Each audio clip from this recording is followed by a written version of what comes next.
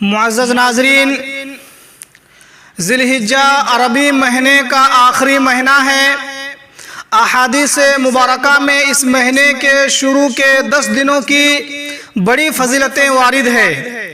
ہمارے اسلاف 3 عشروں کی قدر کیا کرتے تھے، رمضان کا آخری عشرہ اور ذی الحجہ اور محرم کا پہلا عشرہ۔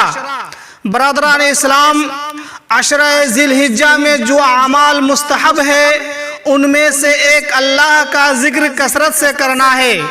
مسند احمد میں عبداللہ بن عمر رضی اللہ عنہما سے روایت ہے، رسول اللہ صلی اللہ علیہ وسلم نے فرمایا، ما من ایام اعظم عند اللہ ولا احب الیہ العمل فیہن من هذه الایام العشر فاکثروا فیہن التہلیل والتکبیر والتحمید۔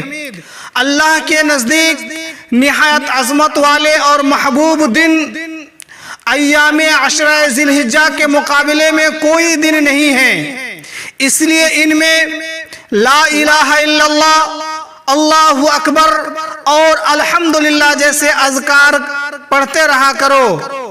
امام بخاری رحمہ اللہ فرماتے ہیں کہ عبداللہ بن عمر رضی اللہ عنہما اور ابو ہریرہ رضی اللہ عنہ ان 10 دنوں میں بازار کو نکل جاتے اور تکبیر کہتے رہتے، پھر دوسرے لوگ بھی ان کی تکبیر سن کر تکبیرات پڑھا کرتے تھے۔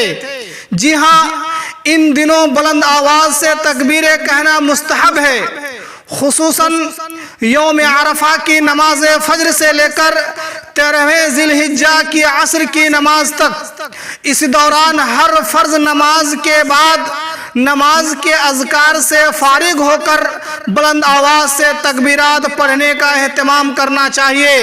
تکبیرات کے الفاظ یہ ہیں: اللہ اکبر، اللہ اکبر، لا الہ الا اللہ، واللہ اکبر، اللہ اکبر، وللہ الحمد، اللہ اکبر کبیرہ، والحمد للہ کثیرہ، سبحان اللہ بکرۃ و اصیلا۔ البتہ یہ یاد رہے کہ تکبیرات اجتماعی شکل میں نہ پڑھی جائے، بلکہ ہر شخص انفرادی طور پر تکبیرات پڑھے۔ معزز ناظرین، ان دنوں جو اعمال انجام دیے جاتے ہیں ان میں سے مناسک حج و عمرہ کی ادائیگی، نماز، روزہ، صدقہ اور قربانی وغیرہ ہے۔